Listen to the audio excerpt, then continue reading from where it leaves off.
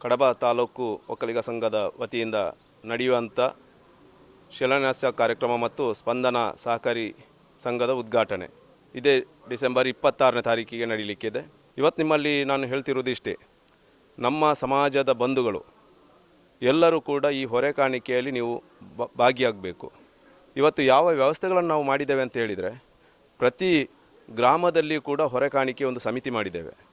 ಆ ಸಮಿತಿಯಲ್ಲಿ ಪ್ರತಿ ಬೈಲಿಗೆ ಒಬ್ಬ ಲೀಡ್ರನ್ನು ಮಾಡಿ ಆ ಹೊರೆ ಕಾಣಿಕೆಯನ್ನು ನಾವು ಒಂದೇ ಕಡೆ ಸೇರಿಸುವಂಥ ಕೆಲಸ ನಾವು ಮಾಡಿದ್ದೇವೆ.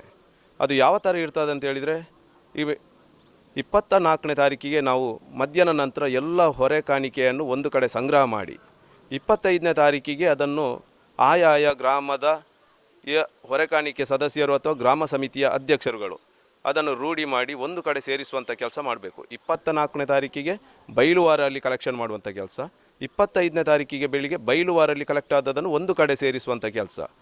ಅದನ್ನೆಲ್ಲ ಸೇರಿಸಿ ಸಾಧಾರಣ 1 ಗಂಟೆಗೆ ತಮ್ಮ ಗ್ರಾಮದಿಂದ ನೀವು ಹೊರಡುವಂಥ ಕೆಲಸ ಮಾಡಬೇಕು. 1 ಗಂಟೆಯಿಂದ 2 ಗಂಟೆಯೊಳಗೆ ಕಡಬದ ಗಣಪತಿ ದೇವಸ್ಥಾನಕ್ಕೆ ನೀವೆಲ್ಲರೂ ಬಂದು ಸೇರುವಂಥ ಕೆಲಸ ಆಗಬೇಕು.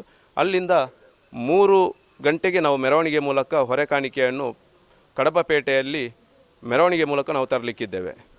ಇದಕ್ಕೆ ಚೆಂಡೆಯವರು ಜೊತೆಗಿಡ್ತಾರೆ.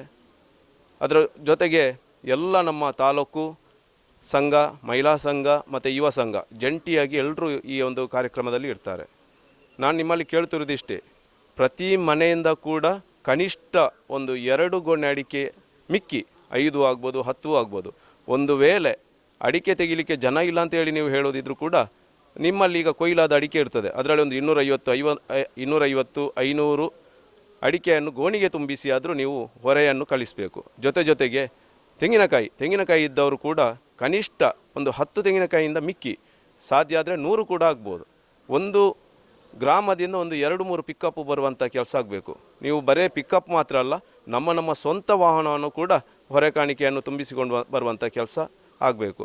ನೀವು ಅವತ್ತು ಕಡಬದಿಂದ ಹೊರಟು ನಾವು ಹೊಸಮಠ ನಮ್ಮ ಏನು ಕಾರ್ಯಕ್ರಮ ನಡೆಯುವ ಸ್ಥಳ ಉಂಟು ಅಲ್ಲಿ ಮುಟ್ಟುವಾಗ ನಿಮಗೆ ಅಲ್ಲಿ ಬೇಕಾದಂಥ ಸಂಜೆಯ ಚಹಾ ತಿಂಡಿಯ ವ್ಯವಸ್ಥೆಯನ್ನು ಎಲ್ಲ ಏನೇನು ವ್ಯವಸ್ಥೆಗಳು ಬೇಕೋ ಅದನ್ನೆಲ್ಲ ನಾವು ಸಂಪೂರ್ಣವಾಗಿ ನಾವು ಆ ಜವಾಬ್ದಾರಿಯನ್ನು ತಗೊಳ್ತೇವೆ. ಅದರ ಜೊತೆಗೆ ಹೊರೆ ಕಾಣಿಕೆ ತರುವಂಥ ವಾಹನಗಳು ಪಿಕಪ್, ಫಾರ್ ಎಕ್ಸಾಂಪಲ್ ನಾವು ಪಿಕಪ್ ಹೇಳೋದಿದ್ರೆ ಆ ಪಿಕಪ್ಪಿಗೆ ಒಂದು ಡೀಸೆಲ್ ಬಾಪ್ತ ಅಂತೇಳಿ ಡೀಸೆಲ್ನ ಖರ್ಚನ್ನು ಕೂಡ ನಾವು ಕೊಡಲಿಕ್ಕೆ ನಮ್ಮ ಸಂಘದಿಂದ ನಾವು ತೀರ್ಮಾನ ಮಾಡಿದ್ದೇವೆ. ಹಾಗಾಗಿ ನಿಮ್ಮ ಸ್ವಂತ ವೆಹಿಕಲಲ್ಲಿ ಬಂದದನ್ನು ನೀವು ಖರ್ಚು ನೋಡಬೇಕಾಗ್ತದೆ. ಆದರೆ ಪಿಕಪ್ ಎಷ್ಟೇ ಇರಲಿ, ಒಂದು 5 ಪಿಕಪ್ ಇದ್ದರೂ ಕೂಡ 5 ಪಿಕಪ್ಪಿನ ಖರ್ಚನ್ನು ಕೂಡ ನಾವು ಡೀಸೆಲ್ ಖರ್ಚನ್ನು ನಾವು ನೋಡಲಿಕ್ಕಿದ್ದೇವೆ. ಹೊರೆ ಕಾಣಿಕೆ ತರುವ ಕ್ರಮ ಹೇಗಿರಬೇಕಂತ ಹೇಳಿದರೆ, ನೀವು ತೆಂಗಿನಕಾಯಿಗಳನ್ನೆಲ್ಲ ಪಿಕಪ್ಪಿನ ಒಳಭಾಗದಲ್ಲಿ ಹಾಕಿ ಅಡಿಕೆ ಗೊನೆಯನ್ನು ಮೇಲ್ಭಾಗಕ್ಕೆ ಹಾಕಿ ತರುವಂಥ ಕೆಲಸ ಆಗಬೇಕು. ಅದರ ಜೊತೆಗೆ ನೀವು ಒಂದು ಗೋಣಿಯಲ್ಲಿ ತೆಂಗಿನಕಾಯಿ ಮತ್ತು ಅಡಿಕೆ ಗೊನೆಯನ್ನು ಮಿಕ್ಸ್ ಮಾಡಿ ಹಾಕಬೇಡಿ. ಯಾಕಂತ ಹೇಳಿದರೆ ಇಲ್ಲಿ ಅದನ್ನು ಸಪ್ರೇಟ್ ಮಾಡುವಂಥ ಕೆಲಸ ಕಷ್ಟ ಆಗ್ತದೆ. ಏನಿದ್ರೂ ಕೂಡ ಅದನ್ನು ಸಪ್ರೇಟಾಗಿ ಅಡಿಕೆ ಗೊನೆ ಸಪ್ರೇಟ್ ಆಗಿರಬೇಕು, ತೆಂಗಿನಕಾಯಿ ಕೂಡ ಸಪ್ರೇಟ್ ಆಗಿರಬೇಕು. ಜೊತೆಗೆ ನಿಮ್ಮಲ್ಲಿ ರಬ್ಬರ್ ಇದ್ದರೆ ರಬ್ಬರ್ ಶೀಟು, ಅದಲ್ಲದೆ ಕಾಳು ಮೆಣಸು ಇದ್ದರೂ ಕಾಳು ಮೆಣಸನ್ನು ಕೂಡ ನೀವು ತರ್ಬೋದು. ಅದರ ಜೊತೆಗೆ ಇನ್ನು ನೀವು ಗೊನೆ ತರುವಂಥದ್ದು, ತರಕಾರಿ ತರುವಂಥ ಕೆಲಸ ಮಾಡಬೇಡಿ ದಯಮಾಡಿ. ನಾವು ಅದನ್ನು ಸ್ವೀಕಾರ ಮಾಡೋದಿಲ್ಲ. ಯಾಕಂತ ಹೇಳಿದರೆ 4 ದಿನ ಆಹಾರ ವ್ಯವಸ್ಥೆಗೆ ಬೇಕಾಗುವಂಥ ತರಕಾರಿಯನ್ನು ನಾವು ಬೇರೆ ಕಡೆಯಿಂದ ನಾವು ಎಲ್ಲ ವ್ಯವಸ್ಥೆಗಳನ್ನು ಮಾಡಿದ್ದೇವೆ. ಹಾಗಾಗಿ ನೀವು ತರಬೇಕಾದದ್ದು 4 ಐಟಮು: ರಬ್ಬರು, ಅಡಿಕೆ, ತೆಂಗಿನಕಾಯಿ, ಪೆಪ್ಪರ್. ಈ ಐಟಮ್ಗಳನ್ನು ತರುವಂಥ ಕೆಲಸ ಆಗಬೇಕು. ಇದಕ್ಕೆ ನಾನು ನಿಮ್ಮಲ್ಲಿ ಕಳಕಳಿಯ ವಿನಂತಿ ಮಾಡೋದಿಷ್ಟೇ, ಎಲ್ಲ ಗ್ರಾಮದ ಊರಗೌಡರು ಇದಕ್ಕೆ ಸಹಕಾರ ಕೊಡಬೇಕು. ಇದು ಸಮಾಜದ ಕಾರ್ಯಕ್ರಮ, ಇದು ನಮ್ಮ ಮನೆಯ ಕಾರ್ಯಕ್ರಮ. ಇಂಥ ಕಾರ್ಯಕ್ರಮ ಒಮ್ಮೆ ಆದಲ್ಲಿ ನಾವು ಮುಂದಿನ ದಿವಸ ನಾವು ಅದನ್ನು ಕೂತ್ಕೊಂಡು ಯೋಚನೆ ಮಾಡಲಿಕ್ಕೆ ಉಂಟು. ಯಾಕಂತ ಹೇಳಿದರೆ ಪುತ್ತೂರಲ್ಲಿ ಸಭಾಭವನ ಆಗುವ ಸಂದರ್ಭದಲ್ಲಿ ಕೂಡ ನಾವು ಹೊರೆ ಕಾಣಿಕೆಯ ಒಂದು ಕಾರ್ಯಕ್ರಮ ಇಟ್ಟುಕೊಂಡು ಅದರಲ್ಲಿ ಯಶಸ್ವಿ ಕಂಡಿದ್ದೇವೆ. ಅದರ ಜೊತೆಗೆ ಇತ್ತೀಚೆಗೆ ಸ್ವಾಮಿಗಳ ಪುತ್ತೂರಲ್ಲಿ ದೊಡ್ಡ ಮಟ್ಟದ ಕಾರ್ಯಕ್ರಮ ಆಗುವ ಕೂಡ ಹೊರೆ ಕಾಣಿಕೆಯ ಒಂದು ವ್ಯವಸ್ಥೆಯನ್ನು ಮಾಡಿ ಅದರಲ್ಲಿ ಕೂಡ ನಾವು ಯಶಸ್ವಿಯಾಗಿದ್ದೇವೆ.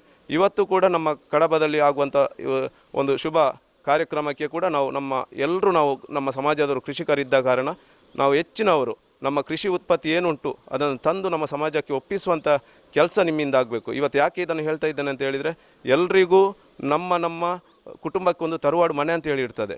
ಅದೇ ರೀತಿ ನಮ್ಮ ಇಡೀ ಸಮಾಜಕ್ಕೆ ಒಂದು ತರವಾಡು ಮನೆ ನಿರ್ಮಾಣ ಆಗ್ತಿರುವುದು ಇವತ್ತು ಹೊಸಮಠದಲ್ಲಿ. ಅದು ಕೂಡ ಅಚ್ಚುಕಟ್ಟು ಜಾಗ ಭಾರಿ ಒಂದು ವ್ಯವಸ್ಥೆಯಲ್ಲಿ ಆಗ್ತಾ ಉಂಟು. ಅದರ ಜೊತೆಗೆ ಇವತ್ತಿನ ನಮ್ಮ ಸಂಘದ ಅಧ್ಯಕ್ಷರುಗಳು 3 ಅಧ್ಯಕ್ಷರುಗಳು, ಸುರೇಶ್ ಬೈಲೆ ಇರ್ಬೋದು, ಪೂರ್ಣೇಶ್ ಬಲ್ಯ ಇರ್ಬೋದು, ಮಹಿಳಾ ಸಂಘದ ಅಧ್ಯಕ್ಷರು ಇರ್ಬೋದು, ಇವರ ಕೆಲಸಗಳನ್ನು ನೀವು ನೋಡಿದರೆ ಅಚ್ಚುಕಟ್ಟಾದ ಕೆಲಸಗಳು. ಅವರು ಯಾವುದೇ ಸಮಯ ಕೊಡಲಿಕ್ಕೆ ಅವರು ರೆಡಿ ಇದ್ದಾರೆ, ಯಾವ ಗ್ರಾಮಕ್ಕೂ ಬರಲಿಕ್ಕೂ ರೆಡಿ ಇದ್ದಾರೆ. ಅಂಥ ವ್ಯಕ್ತಿಗಳು ಮತ್ತು ಅವರ ತಂಡ ಹಿರಿಯರು ತುಂಬ ಜನ ಅದಕ್ಕೆ ಕೆಲಸ ಮಾಡುವಂಥವರು ಇದ್ದಾರೆ. ಹಾಗಾಗಿ ನಾವು ಅವರಿಗೆ ನಮ್ಮಿಂದ ಏನಾಗ್ತದೆ ಆ ಸಹಕಾರವನ್ನು ಕೊಡಬೇಕು. ಮತ್ತು ಪ್ರತಿಯೊಬ್ಬರು ಕೂಡ ಪ್ರತಿ ಮನೆಗೆ ಹೋಗಿ ಹೇಳುವಂಥ ಕೆಲಸ ಆಗಬೇಕು. ಮತ್ತು ನೀವು ಎಲ್ಲಿಯೂ ಕೂಡ ಒಂದು ಪ್ಯಾಂಪ್ಲೆಟ್ ನಮ್ಮ ಇನ್ವಿಟೇಷನ್ ಕೊಡುವಾಗ ಮನೆಯಲ್ಲಿ ಯಾರು ಇಲ್ಲದಿದ್ದರೂ ಕೂಡ ಆ ಮನೆಯ ಬಾಗಿಲಲ್ಲಿ ಇಟ್ಟು ಬರುವಂಥ ಕೆಲಸ ಮಾಡಬೇಡಿ. ದಯಮಾಡಿ ಅದು ಹತ್ತಿರದ ಮನೆಯಲ್ಲಿ ಕೊಟ್ಟು ಅವರಿಗೆ ತಲುಪಿಸುವಂಥ ಕೆಲಸ ಮಾಡಿ. ಇಷ್ಟು ಹೇಳುತ್ತಾ ನಾಳೆ ದಿನ ಕಾರ್ಯಕ್ರಮಕ್ಕೆ ನೀವೆಲ್ಲರೂ ನಾಳ್ದು 25ನೇ ತಾರೀಕಿನ ಹೊರೆಕಾಣಿಕೆ ಮತ್ತು 26ನೇ ತಾರೀಕಿನ ಶಿಲಾನ್ಯಾಸ ಕಾರ್ಯಕ್ರಮಕ್ಕೆ ನೀವೆಲ್ಲರೂ ಬಂದು ಈ ಕಾರ್ಯಕ್ರಮವನ್ನು ಚೆಂದ ಕಾಣಿಸಿಕೊಡ್ಬೇಕಂದ್ರೆ ನಿಮ್ಮಲ್ಲಿ ವಿನಂತಿ ಮಾಡ್ತಾ ಇದ್ದೇನೆ. ವಸ್ತುನಿಷ್ಠತೆ, ವಿಶ್ವಾಸಾರ್ಹತೆ, ನಿಖರತೆಗಾಗಿ ನೋಡ್ತಾ ಇರಿ ನ್ಯೂಸ್ ಪುತ್ತೂರು, ಜನಮನದ ಪ್ರತಿಧ್ವನಿ.